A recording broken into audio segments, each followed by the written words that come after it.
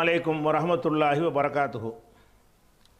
அன்பிற்குரிய சகோதர சகோதரிகளே, நீங்களும் ஆலிம்களாகலாம் என்ற இந்த பாடத்தில் புதன்கிழமை தோறும் உசூலுல் ஃபிக்ஹ் என்ற இஸ்லாமிய சட்ட விதிகள் பற்றிய பாடத்தை நம்ம அறிந்து வருகிறோம். இஸ்லாமிய சட்டங்களை எப்படி உருவாக்குவது, அதற்கான ஆய்வு செய்யக்கூடிய முறைகள் என்ன, இந்த விஷயங்களை சொல்லித்தரும் கலை தான் உசூலுல் ஃபிக்ஹ் என்பது. இதில் முதலாவது அடிப்படை என்னன்னு சொன்னால், வஹி மட்டும்தான் ஆதாரமாக எடுத்துக்கணும். எந்த ஒரு சட்டத்தை நீங்கள் உருவாக்குவதாக இருந்தாலும் அதுக்கு ஆதாரமாக எதை காட்ட வேண்டுமென்றால் வஹியைத்தான் காட்டணும். வஹின்னா குரானும், குரான்களுக்கு முரண்படாத ஹதீஸ்களும் தான் ஆதாரம்னு காட்டணும். அதுக்கு உள்ள சான்றுகளை எல்லாம் நம்ம ஏற்கனவே எடுத்து சொல்லிட்டோம். அதுக்கு பிறகு இந்த குரான் ஹதீஸ் அல்லாத ஆதாரம் இருக்குது என்று சொல்லக்கூடியவர்கள் முதலாவதாக கொண்டு வந்து சஹாபாக்களை நிறுத்துவார்கள். நீங்கள் குரான் ஹதீஸ் மட்டும்தான் சொல்கிறீங்க, சஹாபாக்களுக்கு இவ்வளோ சிறப்பு இருக்குது என்று சொல்லக்கூடிய வசனங்கள் ஹதீஸ்களை எடுத்து காட்டுவார்கள். அந்த ஹதீஸ் வசனங்களை நாமே எடுத்து காட்டி அதற்கும் பின்பற்றுவதற்கும் சம்பந்தம் இல்லை. அவங்களுக்கு சிறப்பு இருக்கிறதே தவிர அவங்கள பின்பற்றுவது என்ற கருத்து இதில் வரவில்லை என்பதை சொல்லிவிட்டு இப்போ என்ன பார்த்துட்டு வர்றோம் என்று சொன்னால், குர்ஆனிலும் ஹதீஸிலும் சொல்லப்பட்ட பல விஷயங்களுக்கு மாற்றமாகவே சஹாபாக்கள் நடந்திருக்கிறார்கள். குர்ஆன் ஹதீஸில் இல்லாத விஷயங்களை சுயமாக சொல்லி இருக்கிறார்கள். அப்படி இருப்பது நம்ம கண் முன்னாடி தெரியும் பொழுது அவங்க சொல்வதை எப்படி பின்பற்றுவதற்கு ஆதாரமாக எடுக்க முடியும் என்பதற்கு பார்த்து வர்றோம். அதில் கடைசியாக பார்த்தது தமத்து என்கிற ஹஜ்ஜி சம்பந்தமாக பார்த்தோம். தமத்து என்கிற ஹஜ்ஜி குர்ஆனில் இருக்கிறது. ரசூல் ஸல்லல்லாஹு அலைஹி வஸல்லம் என்ன செஞ்சிருக்காங்க, அவங்க காலத்தில் யாரெல்லாம் பழிப்பிராணி கொண்டு வராமல் இருக்கிறீங்களோ, கொண்டு வர்றாங்களோ அவங்க தமத்து செஞ்சுக்கிறலாம் என்று அனுமதித்திருக்கிறார்கள். அப்படி அனுமதித்து செய்த ஒரு காரியத்தை உஸ்மான் ரலியல்லாஹு அன்ஹு அவர்கள் தடை செய்த செய்தியையும், அவங்களை எதிர்த்து அலி ரலியல்லாஹு அன்ஹு அவர்கள் தமத்து முறையில் இஹ்ராம் கட்டிய விஷயங்களையும் நம்ம சென்ற வாரம் பார்த்தோம். இதே போன்று உஸ்மான் ரலியல்லாஹு மட்டும் இல்லாமல் உமர் ரலியல்லாஹு அன்ஹுவும் தடை செஞ்சுருக்கிறாங்க. இதை குர்ஆனில் தெளிவாக அனுமதிக்கப்பட்டிருக்கிற தமத்து ஹஜ்ஜி என்பதை உமர் ரலியல்லாஹு அன்ஹு அவர்கள் தடை செய்தார்கள் என்கிற ஒரு செய்தி திருமதியில் வருகிறது.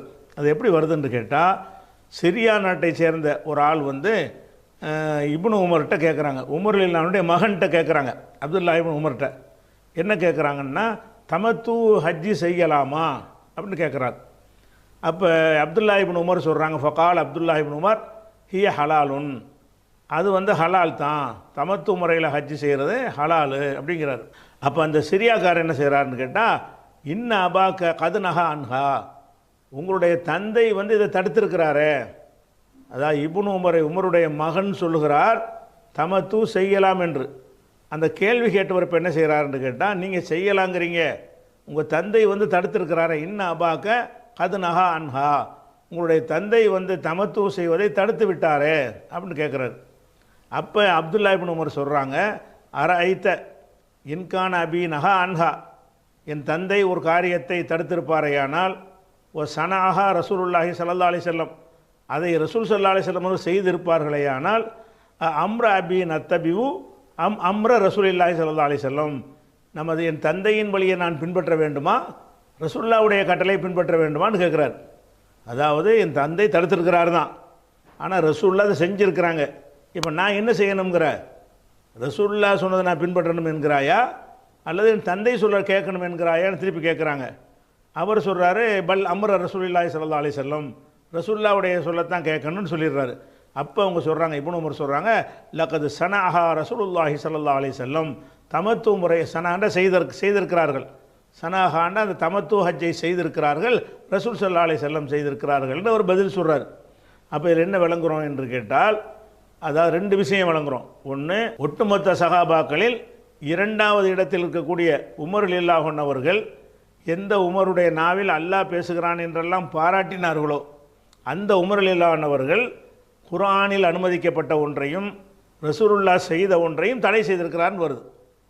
தடை செஞ்சது இட்டு கட்டப்பட்டதில் நிஜம்தான், அவர் மகனே ஆமான்னு ஒத்துக்கிறாரு. அப்போ தடை செஞ்சது என் தகப்பனார் தடை செய்யலேன்னு அவர் சொல்லலை.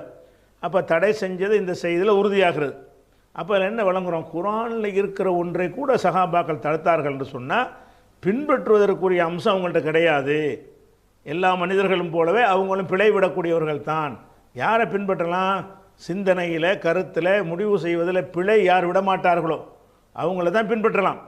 பிழை விடக்கூடியவர்களாக இருந்தால் பிழையானதும் சரியானதும் இருக்கக்கூடியவரை எப்படி நம்ம பின்பற்றுவது அப்படிங்கிறதுக்காக வேண்டி இந்த ஒரு செய்தியை நம்ம இது ஒரு மற்றொரு ஆதாரமாக எடுத்துக்கலாம். அது இதுன்னு சொல்ல போனால் முரணான விஷயம் இது. இது வந்து குர்ஆன் ஹதீஸில் இல்லாத விஷயம் அல்ல, குர்ஆன் ஹதீஸில் இருக்கிறதை மறுக்கிற விஷயம். மறுத்து அவர் சொல்லியிருக்கிறார் என்பதை வந்து ஆதாரமாக இருக்கக்கூடிய நேரத்தில் அப்போ வந்து சஹாபாக்கள் வந்து பின்பற்றுறது என்பது கிடையாதுன்னு விளங்கிக்கிறோம். ரெண்டாவது அதில் இன்னொரு விஷயம் என்னென்னு கேட்டால், இப்னு உமருடைய இந்த பார்வை அதான் இஸ்லாத்தினுடைய சரியான பார்வை. ஒரு விஷயத்தை ரசூலுல்லாஹ் தடுத்திருக்கிறாங்க, ரசூலுல்லாஹ் அனுமதிச்சிருக்கிறாங்க, வேறு ஒரு ஆள் தடுக்கிறார். இப்போ நம்ம நிலை என்ன? அவர் சஹாபியை தகப்பனார்லாம் பார்க்கக்கூடாது, ரசூலுல்லாஹ்வுடைய கட்டளை தான் பின்பற்றணும்னு அவங்க பார்வையை பார்க்குறோம். அப்போ குர்ஆன் ஹதீஸுக்கு மாற்றமாக வரும் என்று சொன்னால் அதை வந்து நம்ம ஏற்றுக்கொள்ளக்கூடாது என்கிற ஒரு விஷயத்தையும் சொல்கிறார். அப்போ இதில் சஹாபாக்களை பின்பற்றணும் என்று சொல்லக்கூடியவங்க வந்து சிறப்புகளை சொல்லக்கூடிய ஆதாரத்தை காட்டுகிறார்களே தவிர இதற்கெல்லாம் அவங்கள்ட்ட ஆன்சர் கிடையாது. ஏன் செஞ்சாங்கன்னு பதில் சொல்லுங்கள். முதல்ல உமரில் இல்லாதவர்கள் எதுக்கு தடுத்தாங்க, என்ன காரணம் இருந்தாலும் அது சரியானது? அது அப்போ சரியில்லை. சரியில்லை. இப்போது நீங்கள் என்ன செய்கிறீங்க? தமத்து செய்யலாங்கிறீங்க. சஹாபாக்களை பின்பற்ற வேண்டும் என்று சொல்லக்கூடிய அத்தனை குரூப்புகளுமே தமத்து ஹஜ்ஜி இருக்குன்னு சொல்கிறீங்க. ஹஜ்ஜி 3 வகைன்னு ஹஜ்ஜி கிளாஸு போகும்போது நடத்துகிறீங்க. அப்போ தமத்து ஹஜ்ஜி இருக்குன்னு ஒத்துக்கிறீங்க. அதை உமர் தடுத்திருக்கிறார், உஸ்மான் தடுத்திருக்கிறார்னு வருகிறது. இருவரும் சஹாபாக்கள் தடுத்திருக்கிறார்கள்னு வந்தால் நம்ம என்ன விளங்கணும்? குர்ஆன் ஹதீஸுக்கு மாற்றமாகவும் சஹாபாக்கள் சொல்லுவார்கள். சாதாரண சஹாபி மட்டுமல்ல, பெரிய பெரிய சஹாபாக்களும் சொல்வார்கள் என்பது இதில் விளங்குதா இல்லையா? அப்போ எப்படி அவங்கள வகை ஆதாரமாக்குறது என்று நம்ம சிந்திக்க வேண்டும். அதே மாதிரி வந்து தொழுகையுடைய ஒரு முறை, ருக்கு செய்கிறோம்ல, இந்த ருக்கு செய்யக்கூடிய முறை இப்போ ருக்கு செய்கிற முறை எல்லாருக்கும் தெரிஞ்சிருக்கிறது. ஆனால் ஆரம்ப காலத்தில், இஸ்லாத்தின் ஆரம்ப காலத்தில் இப்போ நம்ம செய்கிறோம்ல ருக்கு, அந்த முறையில் ருக்கு இருக்கவில்லை. ருக்கு செய்யும்போது என்ன செய்வாங்கன்னு கேட்டால், இந்த இரு கைகளையும் இப்படி கோர்த்துக்குருவாங்க. கோர்த்து கொண்டு குனிந்து அந்த தொடைக்கு மத்தியில் கொண்டு கையை ரெண்டையும் சேர்த்து வச்சு முட்டுக்காலை பிடிக்க மாட்டாங்க. இப்படி குனிந்து என்ன செய்வாங்க? அந்த 2 கையும் சேர்த்தாப்புலையே அந்த தொடை இடுக்கில் கொண்டே வைத்துக் கொள்வார்கள். அப்படி தான் ருக்கு செய்கிற முறை ஆரம்பத்தில் இருந்தது. பிறகு ரசூல் ஸல்லல்லாஹு அலைஹி வஸல்லம் அதை மாற்றிட்டாங்க. மாற்றினதுனால தான் 72 கூட்டத்தில் யாருமே இந்த மாதிரி ருக்கு செய்கிறது இல்லை. எல்லாருக்கும் தெரிஞ்சிருக்குது அது முன்னாடி ஒரு காலத்தில் இருந்துச்சு, அது மாற்றப்பட்டுருச்சு, இப்போ கிடையாது என்று இருக்கிறது. அப்போ இந்த தொழுகைங்கிற விஷயம் வந்து எல்லாரும் அறிந்திருக்கிற விஷயம் தானே. ரசூல்லா காலத்தில் வேறு வேறு விஷயங்களை ரசூல்லா தடுத்து விட்டு பிறகு அனுமதித்தார்கள் என்று சொன்னால், அல்லது அனுமதித்து விட்டு பிறகு தடுத்தார்கள் என்று சொன்னால் அந்த மெசேஜ் எல்லா சகாபாக்களும் கிடைக்க வாய்ப்பு இல்லை.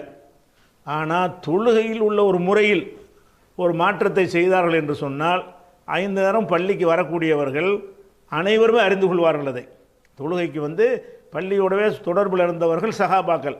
அப்போ ரசூலுல்லா ஆரம்ப காலத்தில் ஒன்றை செய்ய சொல்லி பிறகு அதை தடுத்து விட்டார்கள் என்று சொன்னால் ஆரம்ப காலத்தில் இருந்த விஷயமும் அவர்களுக்கு தெரியும், தடுத்த விஷயமும் தெரியும், தெரியாமல் இருக்க முடியாது என்று நம்ம அறிவு சொல்கிறது. ஆனால் அதுவும் தெரியாமல் சகாபாக்கள் இருந்திருக்கிறார்கள் என்கிற ஒரு செய்தியை பாருங்கள். இது முஸ்லீமில் வரக்கூடிய ஒரு செய்தி. முஸ்லீமில் என்ன செய்கிறாருன்னு கேட்டால், அல்கமா என்பவரும் அஸ்வத் என்று 2 பேரும் தஹலா அலா அப்துல்லாண்டு வந்தால் இப்னு மசூத், அப்துல்லா இப்னு மசூத் 2 பேரும் இப்னு மசூத் அவர்கள்ட்ட வருகிறார்கள். வந்தவுடனே ஃபகால அவர் கேட்குறாரு, அசல்லா மன் ஹல்ஃபக்கும், உங்களுக்கு பின்னாடி உள்ளவங்களாம் தொழுதுட்டாங்களா என்று கேட்குறாரு. அப்போ நாம் ஆமான்னு சொல்கிறாங்க. அப்போ என்ன செய்கிறாங்கன்னா, இப்னு உமர் வந்து ஃபகாம பைனஹுமா, அந்த 2 பேருக்கு நடுவில் நின்று கொண்டார். நின்று கொண்டு ஓ ஜஅல அஹதஹுமா அன் யமீனிஹி, ஒருவரை தனது வலப்புறமாக ஆக்கி கொண்டார். ஒல் ஆஹர அன் ஷிமாலிஹி, இன்னொருவரை இடப்புறமாக ஆக்கி கொண்டார். அப்படி ஆக்கி எங்களுக்கு தொழுவிக்கிறார். இப்னு உமர் தொழுவிக்கிறார். யார்? இப்னு மசூது தொழுவிக்கிறார். இந்த அல்கமா அஸ்வதுங்கிறவங்க சஹாபியில் தாபியன்கள். அந்த 2 தாபியன்களுக்கு வந்து யார் தொழுவிக்கிறா? இப்னு மசூதுங்கிற. இப்னு மசூத் யார்? ஆரம்பகால சஹாபி, மக்காவில் விரல் விட்டு எண்ணக்கூடியவர்கள் இஸ்லாத்தில் இணைந்தார்களே அந்த கட்டத்தில் உள்ள ஒரு சஹாபி அவர். அந்த சீனியர் சஹாபி வந்து என்ன செய்கிறாரு? இந்த 2 தாபியையும் தொழுவிக்கிறார். தொழுவிக்கும் போது சும்மா அந்த தொழுகையில் நாங்கள் ருக்கு செய்தோம். ருக்கு செய்யும் பொழுது இப்போ வலானா ஐதியனா அலா ருக்கபினா, எங்களுடைய கைகளை வந்து ருக்கபுன்னா ருக்குபத்து முட்டுக்காலில் வச்சோம். அப்படி தானே வைக்கிறோம். இப்போ நாங்கள் ருக்கு செய்தோம். ருக்கு செய்யும் பொழுது எங்களுடைய கைகளை வந்து எங்களுடைய முழங்கால் முட்டுக்காலின் மீது வைத்த உடனே லரப ஐதீனா, எங்கள் கைகளை ஒரு அடி அடிக்கிறார். அவர் யார்? இப்னு மசூத் தொழுவிக்கிறாரு. அவர் வேறு மாதிரி ருக்கு செய்கிறாரு. நாங்கள் முட்டுக்காலை கொண்டே பிடிச்ச உடனே எங்கள் கைகளை என்ன செய்கிறார்? தொழுதுட்டு இருக்கும்போதே அடித்து விட்டு சும்மா தப்பக்க பைன எதைகி, அப்போ ரெண்டு கைகளை கொண்டு கோர்த்து சும்மா ஜாலகுமா பைன ஃபஹிதைகி, அதை ரெண்டு தொடைக்கு மத்தியில் வைத்து காட்டி என்ன செஞ்சார்னா, இப்படி தான் தொழுவணுன்னு அவர் செஞ்சு காட்டுறார். பலம்மா சல்லா, தொழுது முடித்த பிறகு ஹாக்கதா ஃபஅல ரசூலுல்லாஹி ஸல்லல்லாஹு அலைஹி வஸல்லம், இப்படி தான் ரசூல்லா செஞ்சாங்கங்கிறார். அப்போ ரெண்டு பேர் முறையாக ருக்கு செய்கிறாங்க. முறையாக ருக்கு செய்கிறத தட்டி விட்றார், அப்படி செய்யக்கூடாது அப்படி சொல்லிட்டு இவர் செஞ்சு காட்டுறார். ருக்கு இப்படி கையை கோர்த்து இப்படி கொண்டு என்ன செய்கிறது? குனிஞ்சு தொடை இடுக்கல் வைத்து கொண்டு குனிந்து நிற்கிறது. முட்டுக்காலை பிடிக்காமல் கொஞ்சம் கையை மேலே கொண்டு கொஞ்சம் மேலே ஏற்றி வைக்கிறது. இந்த மாதிரி ருக்கு செஞ்சு விட்டு என்ன செய்கிறாருன்னு கேட்டால், ஹாக்கதா ஃபஅல ரசூலுல்லாஹி ஸல்லல்லாஹு அலைஹி வஸல்லம், ரசூல்லா இப்படி தான் செய்தார்கள் என்று சொல்கிறார். அவர் பொய் சொல்ல, நெசமாக ரசூல்லா செஞ்சது தான் அது. ஆனால் இவருக்கு எது தெரியலை? இந்த செயல் துவக்கத்தில் இருந்தது, பிறகு மாற்றப்பட்டது என்று தெரியலை. யாருக்கு தெரியலை? ஒரு சீனியர் சஹாபிக்கு தெரியலை. பள்ளிவாசலுடைய தொடர்பில் இருந்தவருக்கு மாற்றப்பட்டது தெரியாமல் ரசூல்லா காலத்துக்கு பிறகும் அந்த மாற்றப்பட்ட செய்தியை செஞ்சுட்டு வர்றார். அப்போ அந்த சஹாபாக்கள் அப்படியும் செஞ்சிருக்க வாய்ப்பு இருக்குல்ல. ஒரு சஹாபியை செய்கிறாருன்னு சொன்னால் அது மாற்றப்பட்ட விஷயத்தை கூட அவர் செஞ்சிருப்பார். அது எப்படி நமக்கு ஆதாரமாகும்? ரசூல்லா செஞ்சாங்கன்னு ஒரு காட்டினா தான் என்ன செய்யும், அது ஆதாரமாக ஆகும். இதை ஒன்று பார்க்குறோமா? அதுக்கடுத்து பாருங்கள், இது புகாரியில் 790வது ஹதீஸ். முஸாப் இப்னு சஅதுங்கிறவங்க அவங்க என்ன செய்கிறாங்கன்னா, நான் என் தந்தைக்கு அருகில் நான் தொழுதேன். சல்லைத்து இலா ஜம்பி அபி, சஅது என்பவர் சஹாபி, முஸாப் என்பவருடைய மகன். என்னுடைய தந்தை வந்து சஅது அவர்களுக்கு பக்கத்தில் நான் தொழுதேன். தப்பகுத்து பைன கஃபைய, என்னுடைய இரண்டு கைகளுக்கு வந்து அப்படி கோர்த்து வலாத்துகுமா பைன ஃபஹிதைய, என் தொடைக்கு இடையில் கொண்டே வச்சேன். வச்ச உடனே ஃபனஹானி அபி, என் தந்தை வந்து அதை தடுத்தார். தடுத்து கால் அவர் சொன்னார், குன்னா நஃப் அலுகு, நாங்கள் இப்படி செய்து கொண்டு இருந்தோம்.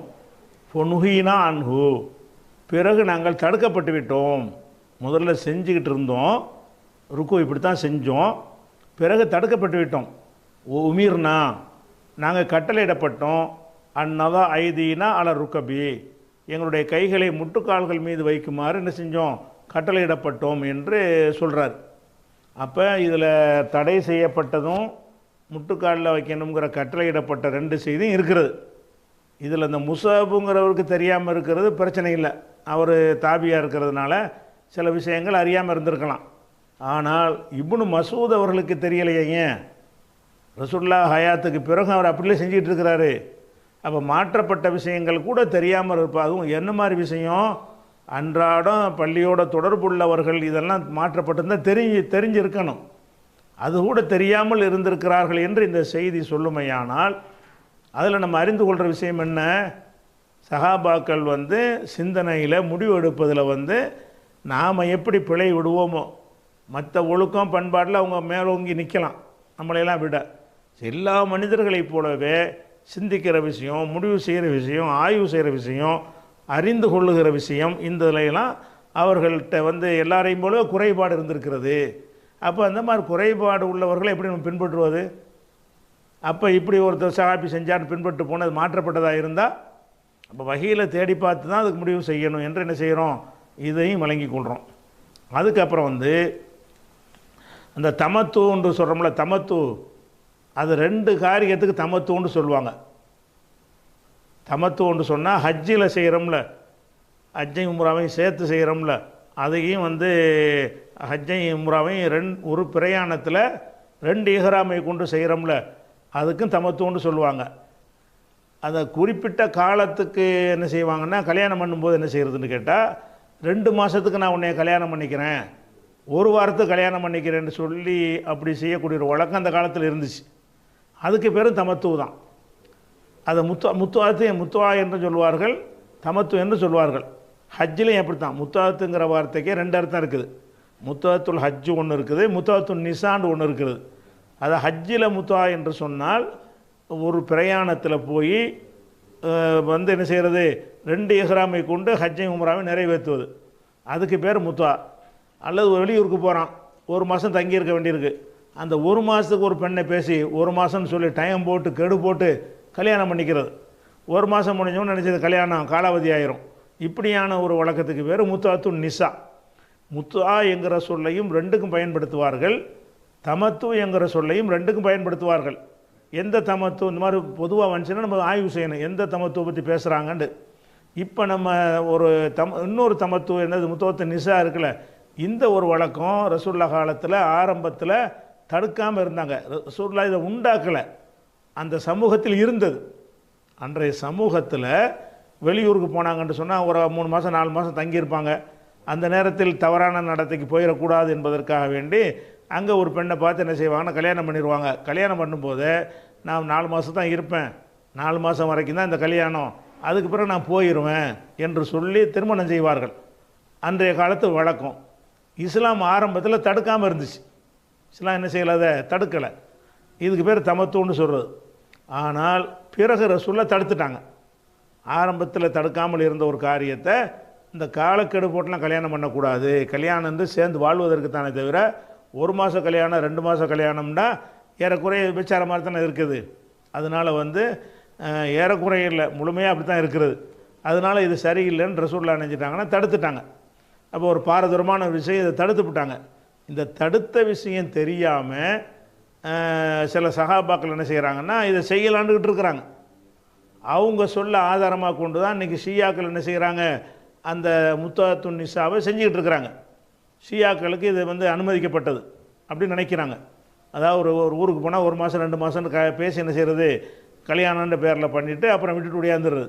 இந்த மாதிரி செய்யலாம், இது குற்றம் இல்லை, இது சட்டப்படியான அங்கீகாரம் இருக்குது என்று சொல்லி ஷியாக்களுடைய ஈரான்லாம் சர்வசாதாரணமாக இதுக்கு அனுமதி இருக்குது. அப்போ இந்த முத்தாங்கிற அதுக்கு என்ன எதனால் அவங்க அனுமதிக்கிறாங்கன்னு கேட்டால் சில சஹாபாக்கள் சொல்லு தான் அதுக்கு ஆதாரமாக இருக்குது. அந்த செய்தி நீங்கள் பாருங்கள். இது புகாரியில் 5116வது ஹதீஸ். அப்போ அபு ஜம்ராங்கிறவர் சொல்கிறாரு, சமயத்த இப்னு அப்பாஸ் அவர்கள்ட்ட நான் செவியுற்றிருக்கிறேன். சுயில அன் முத்தாத்தின் நிசா, முத்தாத்துன் நிசாவை பற்றி ஒரு கேட்கப்பட்டார்கள். முத்தாத்தின் நிசான்னு சொன்னால் காலக்கெடுவை குறிப்பிட்டு கல்யாணம் பண்ணுறது, அதுக்கு பேர் முத்தாத்தின் நிசாவை பற்றி நான் இப்னு அப்பாஸ்ட்ட கேட்கப்பட்டுச்சு. கேட்கப்பட்டவுடனே ஃபரஹஸ, அது அனுமதிக்கப்பட்டது என்று தீர்ப்பளித்தார். ரஹஸன்னா அது சலுகை அளித்தார், அது செய்யலாம்னு சொன்னார். அப்போ முத்தாத்து நிசாவை பற்றி கேட்ட உடனே ஃபரஹஸ, அதை கூடும் என்று சொன்னார், செய்யலாங்கிற. யார் இப்னு அப்பாஸ் எப்போ இதெல்லாம் சொல்கிறாரு, ரசூலுல்லாஹ் காலத்துக்கு பிந்தி சொல்கிறார். ரசூலுல்லாஹ் வாழும்போதே சொல்லலை, பிற்காலத்தில் ஒரு தாபி வந்து இப்னு அப்பாஸ்ட்ட கேட்குறாரு, இந்த மாதிரி முத்தாண்டு ஒரு கல்யாணம் பண்ணுறாங்களே அது சரிதானான்னு கேட்குறாரு. செய்யலாமே அப்படிங்கிறார். அப்போ காலலகு மௌலன் லகு இன்னமா தாலிக்க ஃபில் ஹாலி ஷதீதி ஒஃபின் நிசாயி கில்லத்துன் அவன் நகுவகு. அவர் என்ன கேட்குறாருன்னு கேட்டால், அப்போ இந்த மாதிரி நீங்கள் அனுமதி கொடுக்குறீங்களே, இது ஒரு நெருக்கடியான கஷ்டமான காலத்திலையும் பெண்கள் பற்றாக்குறை, கல்யாணத்துக்கு பெண்கள் பற்றாக்குறையாக இருக்கும்போது தான் செய்யலாமா, பொதுவாக செய்யலாமான்னு கேட்கும் பொழுது பற்றாக்குறை இருக்கும்போது தான் என்று இப்னு அப்பாஸ் பதில் சொல்கிறார். அது 2வது விஷயம். ஆனால் இப்னு அப்பாஸுடைய கருத்து பிரகாரம் ஒரு அவசியம் ஏற்படும் என்று சொன்னால் அதில் வந்து ஒரு குறிப்பிட்ட காலத்துக்கு என்ன செய்யலாம், அக்ரிமெண்ட் போட்டு கல்யாணம் பண்ணலாம். அந்த டைம் முடிஞ்சவரை கல்யாணம் முடிஞ்சிடும். 1 மாதத்துக்கு கல்யாணம், 1 மாதம் வரைக்கும் கணவன் மனைவி. எப்போ 1 மாதம் முடிகிறதோ ஒரு மனைவியாக இருக்க மாட்டாங்க, கணவனாக இருக்க மாட்டாங்க. இந்த மாதிரியான ஒரு முறையில் செய்வது கூடும்னு சொல்கிறார். இதைத்தான் ஷியாக்கள் இப்னு அப்பாஸ் சொன்னதுனால எடுத்துக்கிட்டு என்ன செய்கிறாங்க, அது கூடும்னு சொல்கிறாங்க. ஆனால் இது சம்பந்தமாக வந்து கூடும்டா அவங்கள இட்டு சொல்கிறாங்கன்னு கேட்டால், அப்புறம் அபூதர்ன்னு ஒரு ஆள் சொல்கிறார். அபூதர் கிஃபாரி அவர் சொல்கிறாருன்னு கேட்டால், லா தஸ்ருஹுல் முத்தாத்தானி, 2 முத்தா ஆகணும். 2 முத்தான்னு சொன்னால் அந்த பெண்கள் விஷயமான ஒரு கல்யாணம் பண்ணுற ஒரு முத்தா ஒன்று இருக்குது, ஹஜ்ஜில் செய்கிறோம்ல சேர்த்து செய்கிறது, இந்த 2ம் கூடாது. இல்லாலனா ஹாசத்தன், எங்களுக்கே தவிர, குறிப்பாக எங்களுக்கே தவிர கூடாதுங்கிறார். இந்த மக்களுக்கு சொல்லும்போது அது எங்களுக்குள்ள ஒரு சட்டம், உங்களுக்கு இல்லைங்கிறார். எங்களுக்குன்னு அவர் சொல்லுவது சஹாபாக்களை சீனியர் ஆட்களுக்கு சொல்கிறார். அப்போ அபூதர் கிஃபாரி என்ன சொல்கிறாருன்னு கேட்டால், லா தஸ்லஹுல் முத்தாத்தானி, ஹஜ்ஜுடைய முத்தாவும் கல்யாணங்கிற முத்தா 2மே கூடாது. இல்லாலனா எங்களுக்கே தவிர ஹாசத்தன் குறிப்பாக எங்களுக்கு தான் அது கூடும் அப்படின்னு அவர் சொல்கிறார். எங்கள்னு அவர் சொல்லுவது என்னன்னு கேட்டால், சீனியர் சகாபாக்கள் ஏன் நாங்கள் இருக்கிறோம்ல அது எங்களுக்கு தான் இருக்குது, பிந்தி வந்த உங்களுக்குலாம் அது கிடையாது. இவர் ஒரு டைப்பாக இவர் ஒரு ஃபத்வா கொடுக்குறார். சரி, அந்த ரெண்டு முத்தா என்னங்கிறது விளக்குறாங்க. யானி முத்தாத்தன் நிசாய் முத்தாத்தல் ஹஜ்ஜி, அந்த ரெண்டு முத்தாவையும் சொல்கிறார். ஆனால் இதனுடைய உண்மையில் பார்த்தீங்கன்னா டோட்டலாகவே நெஞ்சாச்சு. இன்னும் சொல்லுவாங்க குர்ஆன் ஆதாரம் காட்டுறாருங்க. இப்னு அப்பாஸ் என்ன செய்கிறாருன்னு கேட்டால், குர்ஆன்லேயே ஒரு அந்த முத்தா இருக்குது என்று சொல்லி ஒரு ஆதாரம் காட்டுறார். என்ன கேட்டுறாருன்னா, கரத்து அளப்புனி அப்பாஸின், இப்னு அப்பாஸ் அவர்கள்ட்ட நான் ஓதி காட்டினேன். என்ன ஓதி காட்டினேன்? ஃபமஸ்தம் தாத்தும் பிஹி மின் ஹுன்ன, நீங்கள் எந்த பெண்கள்கிட்ட சுகம் அனுபவிக்கிறீர்களோ, ஃபாத்து ஹுன்ன உஜூர ஹுன்ன, அவங்களுக்குரிய அந்த மகர் தொகையை உஜூரை கொடுத்து விடுங்கள், ஃபரீலத்தன் கட்டாயமாக நீங்கள் கொடுத்து விடுங்கள் என்று ஒரு வசனம் இருக்குது. இது 4வது சூறாவில் 24வது வசனம். இதை இப்னு அப்பாஸுக்கு முன்னாடி ஒருத்தர் ஓதுறார். ஓதுன உடனே இப்னு அப்பாஸ் சொல்கிறாங்க, அப்படி கிடையாது, நீ வசனத்தை தப்பாக ஓதுற என்று சொல்லிவிட்டு, ஃபமஸ்தம் தாத்தும் பிஹி மின் ஹுன்ன இல்லை அஜலின் முசம்மான்னு இந்த சிவப்பு கலராக கொடுத்துருக்கோம்ல, இதையும் குர்ஆனில் சேர்த்து ஓதுறார் அவர். அதாவது இந்த இலா அஜலின் முசம்மான்னு அந்த வசனத்தில் இல்லை, ஒரு வெறுமனை அந்த மின் ஹுன்ன ஃபாத்து ஹுன்ன உஜூர ஹுன்னு இருக்கிறது. இவர் என்ன செய்கிறாருன்னு கேட்டால், ஃபமஸ்தம் தாத்தும் பிஹி மின் ஹுன்ன, பெண்களில் யாரிடம் நீங்கள் சுகம் அனுபவிக்கிறீர்களோ, இலா அஜலின் முசம்மா, குறிப்பிட்ட காலம் வரை, குறிப்பிட்ட அதான் முத்தாங்கிறது, குறிப்பிட்ட காலம் வரைன்னா 1 மாதம் 2 மாதம் டைம் போட்டு அப்படி செஞ்சால் அவங்களுடைய மகரை கொடுத்துருங்கன்னு இவர் வசனத்தை உல்டா பண்ணி ஓதுறார். அதாவது குர்ஆனில் நீங்கள் வச்சிருக்கிற குர்ஆனில் அப்படி கிடையாது, உஸ்மான் ரலியல்லாஹு ஒரு மூலப்பிரதியில் கிடையாது, மனப்பாடம் பண்ணி அந்த மனப்பாடத்தில் இது கிடையாது. அப்போ குர்ஆனில் இல்லாத ஒன்றை ஒரு சேர்த்து என்ன செய்கிறாருன்னு கேட்டால், முத்தாவுக்கு குர்ஆனில் ஆதாரம் இருக்குன்னு சொல்லி ஃபமஸ்தம் தாத்தும் பிஹி மின் ஹுன்ன இலா அஜலின் முசம்மா, ஒரு குறிப்பிட்ட காலம் குறிப்பிட்டு நீங்கள் பெண்கள்கிட்ட சந்தோஷம் அனுபவித்தீங்கன்னு சொன்னால் அவங்களுடைய கட்டணத்தை கொடுத்து விடுங்கள் என்ற ஒரு இவர் ஒழுங்காக ஓதுறாரு. தாபிக்கு குர்ஆன் கரெக்டாக தெரிஞ்சிருக்குது, அவர் ஒழுங்காக ஓதுறாரு. இவருக்கு என்ன செய்கிறாருன்னா, நீ செஞ்ச சரியில்லை, இப்படி தான் ஓதணும். அப்போ அபு நல்ரா சொல்கிறாரு, அவர் தான் அந்த குர்ஆன் வசனத்தை ஓதி காட்டினவர். ஃபுகுல்த்து, நான் சொன்னேன், மானக்கரோஹா கதாலிக்க, நாங்கள் இப்படி ஓதுறது இல்லையே, நீங்கள் ஒரு புது டைப்பாக இருக்குதே. அப்போ அந்த தாபீன்கள் வரைக்கும் குர்ஆனை கரெக்டாக மனப்பாடம் செஞ்சு ஓதிக்கிட்டு இருக்கிறாங்க. இவர் மட்டும் டிஃப்ரெண்ட்டாக என்ன செய்கிறாருன்றா, முத்தாவு கூடும்னு சொல்வதற்காக வேண்டி குர்ஆன்லேயே இலாஜலின் முசம்மான்னு சேர்த்து ஓதுறார். கண்டிப்பாக குர்ஆனில் இருந்தால் அது குர்ஆன் பாதுகாக்கப்பட்டிருக்கிறது. இவர் சொல்கிற மாதிரி குர்ஆனில் இருக்க முடியாது, குர்ஆனில் இருந்தால் பாதுகாக்கப்படலன்னு ஆயிரும். இது குர்ஆனில் இருந்திருக்குமே, ஆனால் இதுவும் சேர்ந்து நமக்கு என்ன செய்யப்பட்டிருக்கேன், எழுதி பாதுகாக்கப்பட்ட குர்ஆனில் இருந்திருக்கு. மனப்பாடம் செஞ்ச ஹாஃபினுடைய ஹிபுல்கள்லாம் இருந்திருக்கும். ஆனால் இது யாரும் இலாஜலின் முசம்மான்னு என்ன செய்யலை, மனப்பாடமும் பண்ணலை, மூலப்பெருதில் எழுதவும் இல்லை. அப்போ அதுதான் அந்த அபு நல்ரா சொல்கிறாரு. இப்போ குல்த்து, நான் சொன்னேன், மானக்கரவுஹா கதாலிக்க, இந்த மாதிரி நாங்கள் ஓதுறது இல்லையே என்ற உடனே இப்போ காலை இப்னு அப்பாஸ் சொல்கிறாரு, ஒல்லாஹி இல்லை அன்சலஹல்லாஹு கதாலிக்கங்கிறார். அல்லா மேலே சத்தியமாக அல்லாஹ் இப்படித்தான் அருளினான்ங்கிறார். எப்படி அருளினானா, நீங்கள் ஒரு பெண்கள்கிட்ட ஒரு குறிப்பிட்ட காலம் வரைக்கும் சுகம் அனுபவித்தால் மகர் கொடுத்து விடுங்கள். அதான் முத்தாசைங்கள் அடுத்த குறிப்பிட்ட காலம் குறிப்பிடுறது. 5 நாளைக்கு மனைவி, 1 நாளைக்கு மனைவி. விபச்சாரம் செய்கிறவங்க கூட என்ன செஞ்சுக்கிடுவான், நாங்கள் 1 நாளைக்கு கல்யாணம் பண்ணிக்கிட்டோன்றுவான். 1 நாள் டைம் போட்டு, 1 நாளைக்கு நான் நினைஞ்சிட்டோம், டைம் போட்டுக்கிட்டோம். என்ன ஆதாரம், குர்ஆன் ஆதாரம்னு சொல்லிடுவான். இவர் சொன்னபடி இருக்குமே. ஆனால் அப்போ குர்ஆனில் இல்லாத ஒன்றையும் சொல்லிவிட்டு அல்லாஹ் மேலே சத்தியம் வேறு பண்ணி, இல்லை அன்சலஹல்லாஹு கதாலிக்க, அல்லாஹ் இப்படித்தான் இறக்கினான்ங்கிறார். அப்போ இப்படித்தான் அல்லாஹ் இறக்கினான் என்று இவர் இப்னு அப்பாஸ் சொல்வாரையானால், அப்போ இந்த குர்ஆனுக்குன்னு அத்தாரிட்டியாக இருந்த பெரிய பெரிய சஹாபாக்கள்லாம் சேர்ந்து அந்த குர்ஆனை தொகுத்தாங்களே, அதுலேயும் இல்லாமல் போச்சு அது.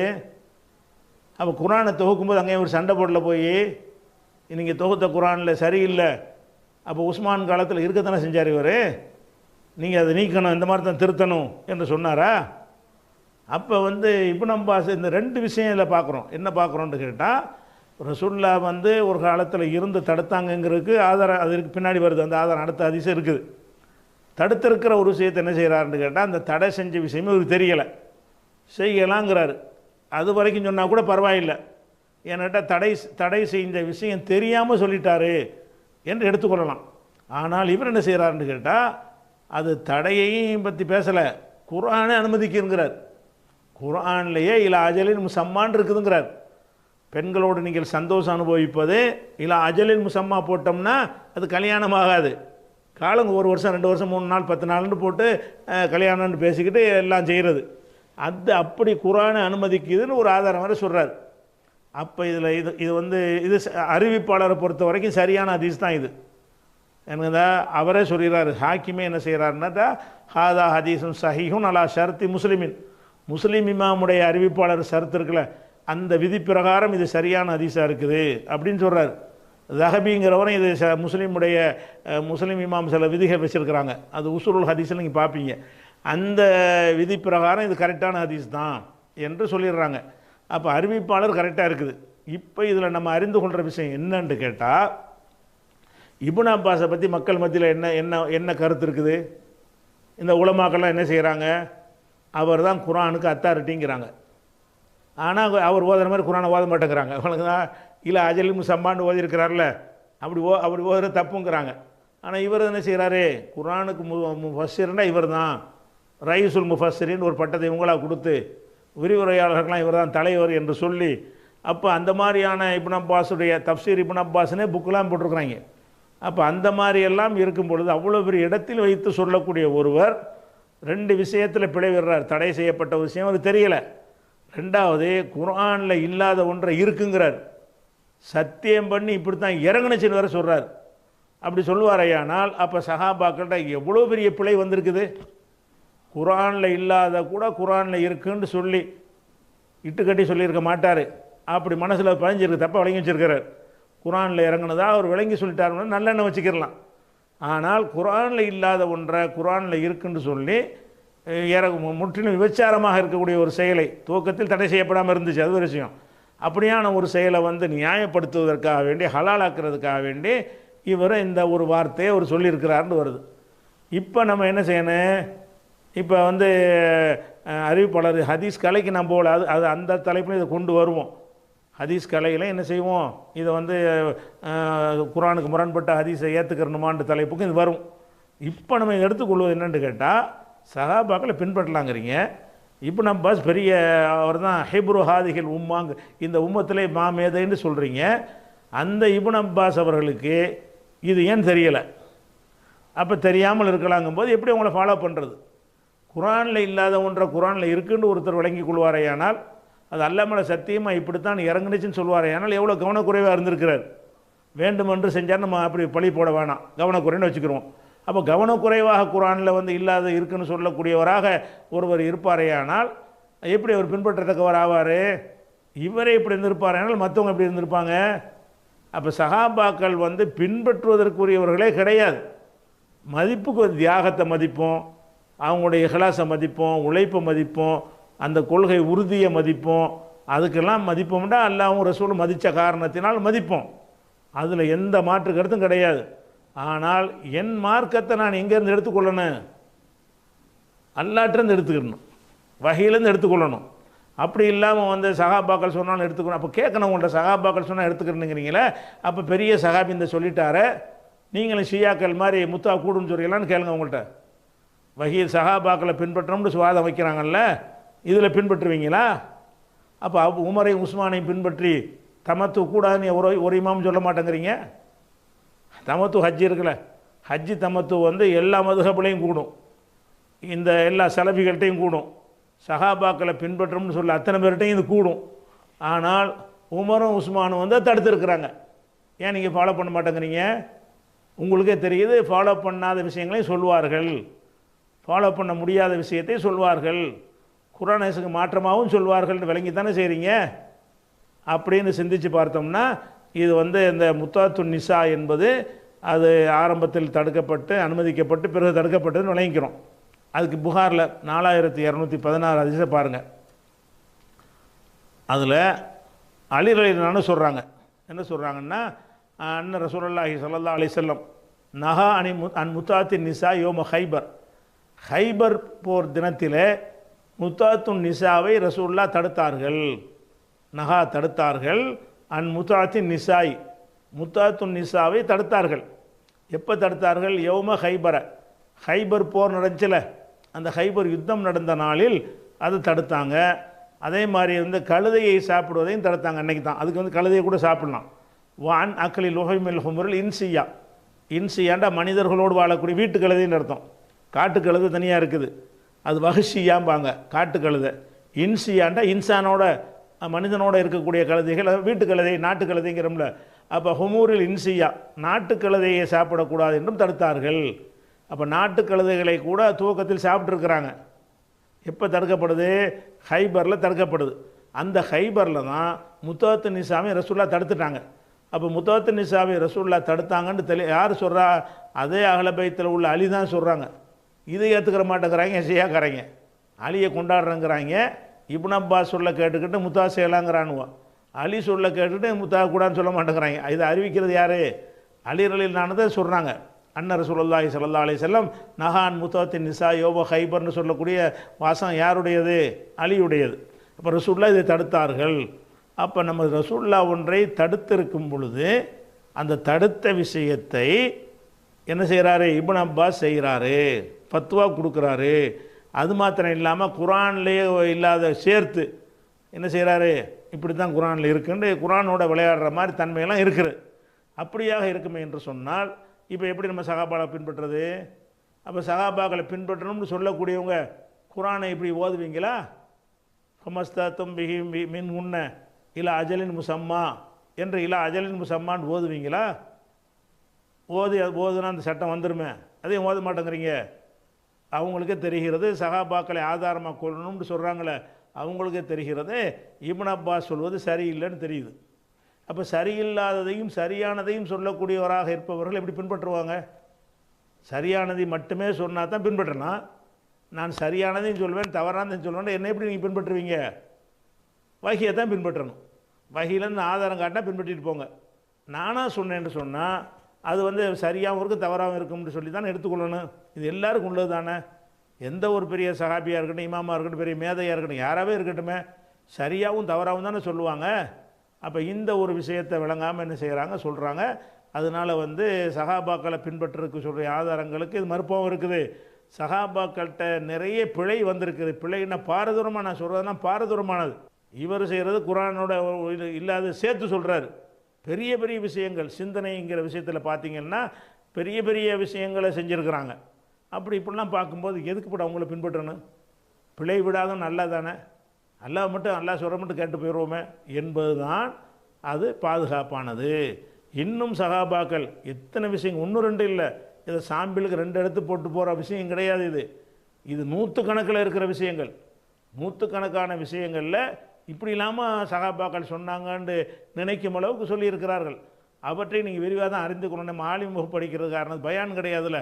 அதனால் அனைத்து ஆதாரங்களையுமே நீங்கள் தெரிந்து கொள்ள வேண்டும் என்பதற்காக இது குறித்த கூடுதல் விஷயங்களை இன்னும் மேலும் வரலாற்று சம்பவங்களை இன்ஷா அல்லாஹ் நம்ம அடுத்த வாரம் பார்க்கலாம். அஸ்ஸலாமு அலைக்கும்.